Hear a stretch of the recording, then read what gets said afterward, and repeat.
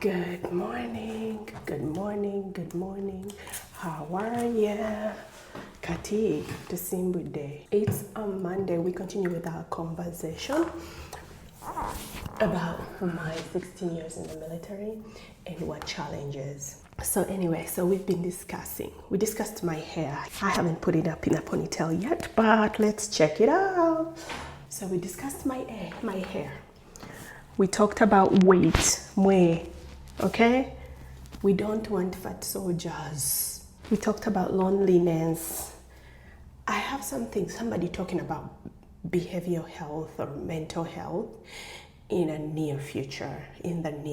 Somebody's going to really elaborate on what the detrimental results can be or how we can help mitigate ahead of time. Then, netwogera communication. If you're dating somebody in the military, before you date somebody in the military, if you're married to somebody in the military, communicate. Let your spouse, your person know what kind of ish they are getting into. Now, we are talking about that communication, partnership, getting married. Who are you marrying? Why are you marrying? Have you married? Did you find the person to marry? Or, better yet, the person to date? You people. Marriage is not to be messed with.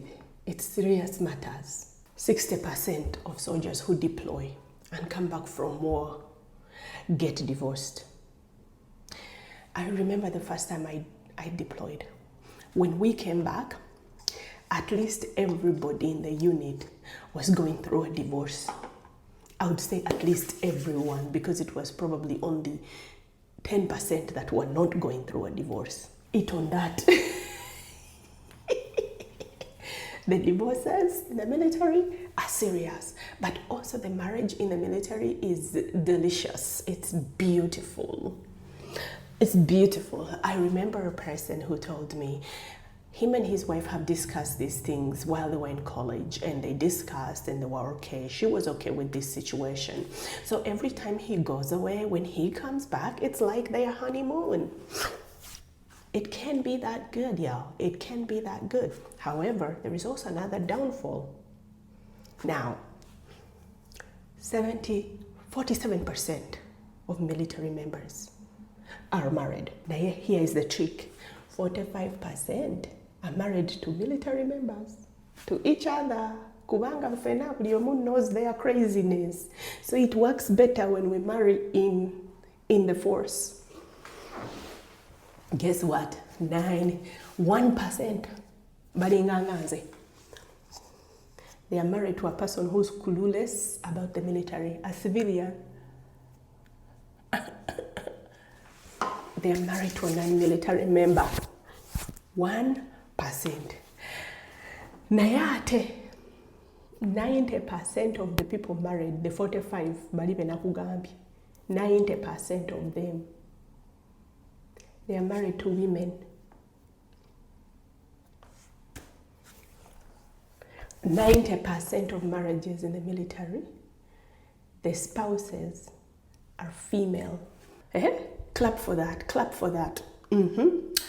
Katife, nze me, I don't fall in that 90%, and I also don't fall into that 45%. I fall in the other 1% of civilian spouses who are also male. Ndibubi, chocha. So, story time. The 90%, remember that 90%?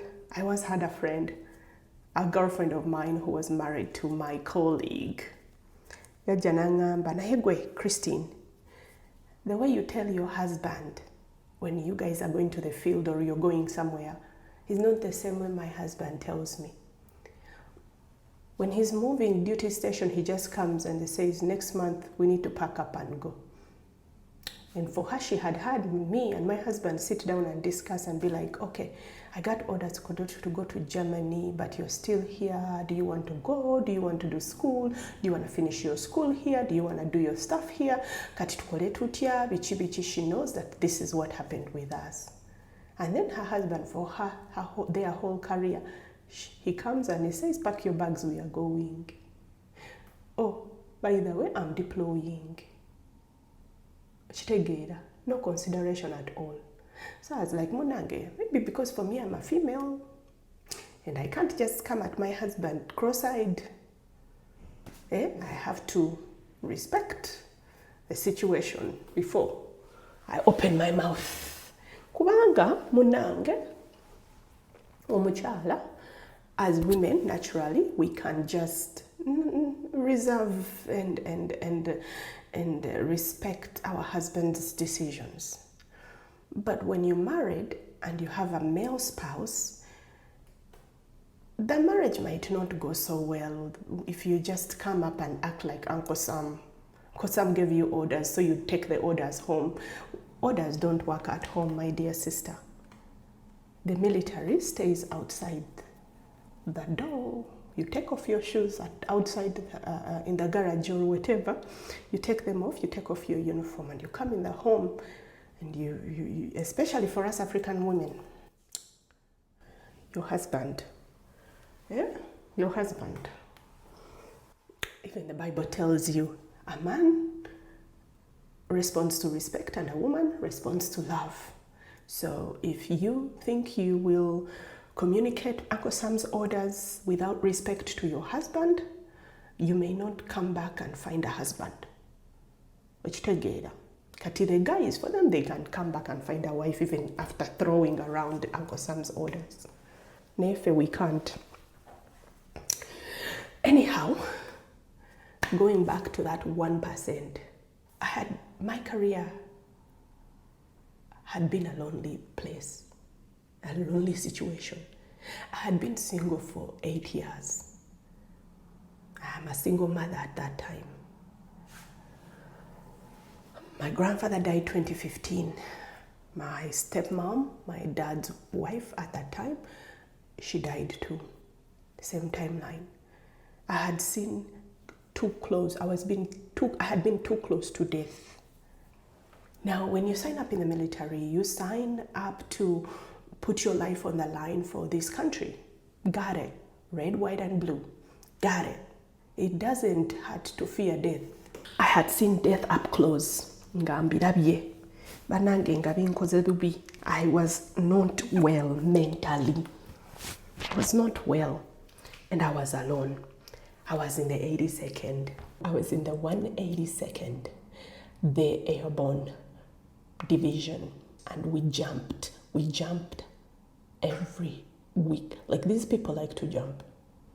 It's like the only thing they have going on. They jump. So anyway, this one fateful week, I joined in on the jump. They had a few jumps going on and they had operations after training, right? I went along. We come back 2 days later, 3 days later. You remember those 90%, the 90%, go back to the 90%. Mwana, they come back. Ngomuchala ali mu parking lot yalinze. The wife is waiting for them. They have a Starbucks or a food or something warm. It's January, it's winter, it's cold.